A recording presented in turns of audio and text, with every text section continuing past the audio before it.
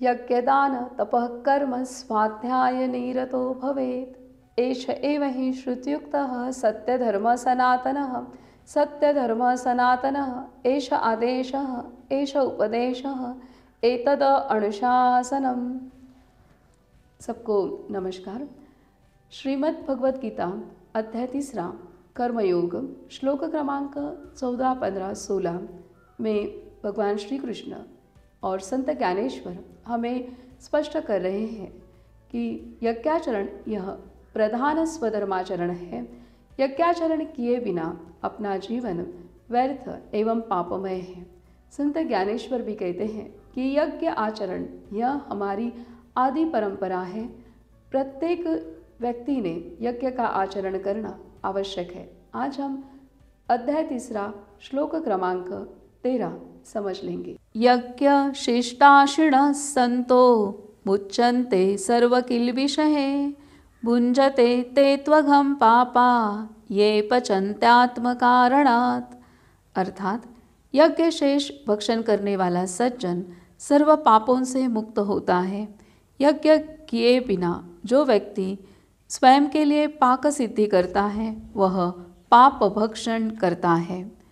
संत ज्ञानेश्वर कहते हैं, संपत्ति जात आघवे हे हवन द्रव्य मानावे मग स्वधर्म यज्ञे अर्पावे आदि पुरुषी हे सांडोनिया मूर्ख आपण पेया लागी देख निपजवीति पाक नानाविध। अर्थात हमारी जो धन संपत्ति है वह सर्व हवन द्रव्य है, ऐसे समझकर स्वधर्म युक्त यज्ञ का आचरण करके परमात्मा को अर्पण करनी चाहिए। ऐसा न करते हुए मूर्ख व्यक्ति स्वयं के लिए विविध प्रकार के पकवान तैयार करता है। संत ज्ञानेश्वर और भगवान श्री कृष्ण हमें मार्गदर्शन कर रहे हैं कि यज्ञाचरण किए बिना जो व्यक्ति जो परिवार अपने स्वयं के लिए पाक सिद्धि अर्थात भोजन तैयार करता है वह पाप भक्षण करता है। अभी मन में आएगा कि पाप भक्षण करता है, ऐसे कैसे, इसका अर्थ क्या होता है। तो कर्मयोग अध्याय में 14-15 श्लोक में हमें स्पष्ट किया है कि ईश्वरीय शक्ति ने वेदों के माध्यम से यज्ञाचरण यह प्रधान स्वधर्माचरण है ऐसा आदेश निर्देश मानव को किया है। यज्ञाचरण करने से ही सृष्टि चक्र संतुलित कार्य करती है। आज इंसान यज्ञाचरण से दूर हो गया है। परिणाम स्वरूप संपूर्ण सृष्टि चक्र असंतुलित हुआ है। पांचों तत्व दूषित हुए हैं, असंतुलित हुए हैं, निस्सत्व हुए हैं।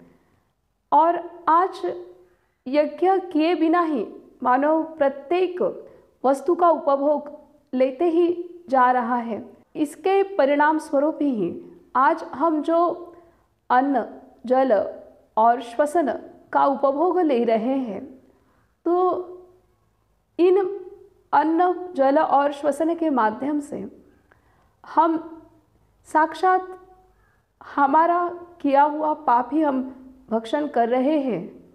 अभी मन में आएगा कि ऐसे कैसे। तो आज जो हम अन्न सेवन कर रहे हैं, जल सेवन कर रहे हैं, श्वसन कर रहे हैं, उसके माध्यम से हम जहरीले तत्व ही तो हमारे शरीर में ग्रहण करते हैं, अन्न जल और वायु के साथ साथ।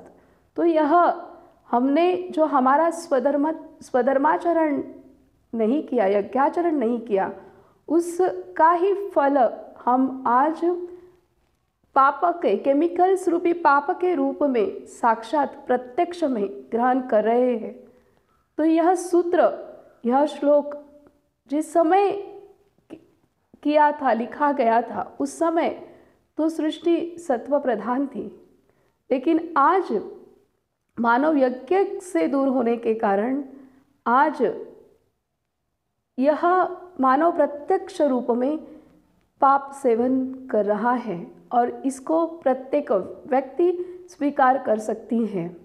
हमने अपना स्वधर्माचरण नहीं किया, यज्ञ का आचरण नहीं किया, यह प्रत्यक्ष जाने अनजाने में हमारे से पाप ही तो हुआ है, और उसका परिणाम ही हम इन केमिकल्स रूपी पाप के रूप में भक्षण कर रहे हैं। तो क्यों ना हम आज भी थोड़ा जो समय बाकी है उसमें जागे, उसमें अपने जीवन में, अपने परिवार में, अपने घर में यज्ञ संस्कृति पुनः स्थापित करें और केमिकल रूपी पाप भक्षण करने से हम मुक्त हो जाएं। धन्यवाद।